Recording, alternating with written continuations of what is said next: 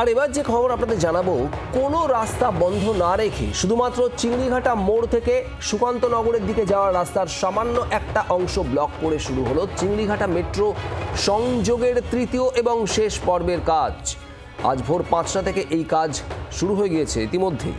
327 এবং 328 আর অন্যদিকে 328 থেকে 329 নম্বর পিলারের মধ্যে সংযোগ স্থাপন হবে। পরবর্তী মেট্রো স্টেশন গৌর কিশোর ঘোষ পর্যন্ত গোটা পথে এলিভেটেড করিডোর বসানোর কাজ এর মধ্যে দিয়েই সম্পূর্ণ হবে। অয়ন ঘোষাল আমাদের প্রতিনিধি রয়েছেন, সেখান থেকে সরাসরি একটু যাবো অয়নের কাছে। অয়ন, আমরা দেখেছি দীর্ঘ সময় ধরে গত তৃণমূলের জামানায় এই অরেঞ্জ লাইনের মেট্রোর কাজ বন্ধ হয়েছিল, কিন্তু পালা বদলের পরে একেবারে রাতারাতি চিংড়িঘাটার উপর দিয়ে আমরা সেই কাজ এগিয়ে যেতে দেখেছি, আর এবার একেবারে চূড়ান্ত পর্যায়ের কাজ হচ্ছে। ঠিক কি ছবি এই মুহূর্তে? আড়াই বছরের টালবাহানার উপযুক্ত জবাব আড়াই মাসের মধ্যে দিয়ে দিয়েছে আরভিএনএল, যারা মেট্রোপথ গড়ে।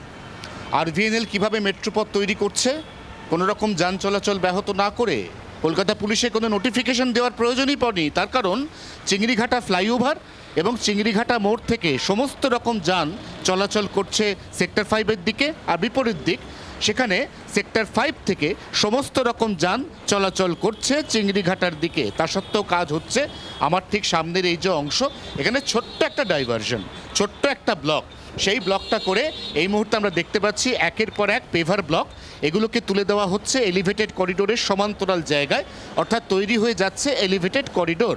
327 ইতিমধ্যেই কমপ্লিট হয়ে গেছে আমার মাথার ঠিক ওপরে, তারপর 327 থেকে 328 যেটার কাজ চলছে, এবং তার পরবর্তী কাজ 328 থেকে 329, যেটার পরে আর কোনো সংযোগের প্রয়োজনীয়তাই থাকবে না। তার কারণ আমাদের ক্যামেরার ঠিক সামনে গৌর কিশোর ঘোষ মেট্রো স্টেশন, এই মেট্রো স্টেশন জুড়ে যাবে, এটা জুড়ে যাবে রবিবার, এই রবিবারের মধ্যে জুড়ে যাবে এই সম্পূর্ণ অংশটা।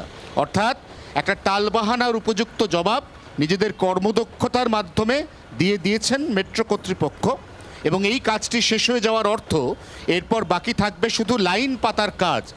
এবং সব কিছু ঠিকঠাক চললে এই 2026 সাল বড়দিন ডিসেম্বর মাসের 25 তারিখ কলকাতাবাসী তারা একদম নিউ গড়িয়া অর্থাৎ কবি সুভাষ থেকে সেক্টর 5 অর্থাৎ আইটি সেন্টার স্টেশন অরেঞ্জ লাইনের সেই পর্যন্ত নামমাত্র খরচে বিলাসবহুল ডালিয়ান রেখে মেট্রো সফর করতে পারবেন। এবং তখন সিংহভাগ কলকাতাবাসী যারা আইটি সেক্টরে কর্মরত তাদের কাছে চিংড়িঘাটার ওই বিভীষিকাময় যানজট এটা ইতিহাস হয়ে যাবে। শুভদীপ, একদমই অয়ন, ধন্যবাদ।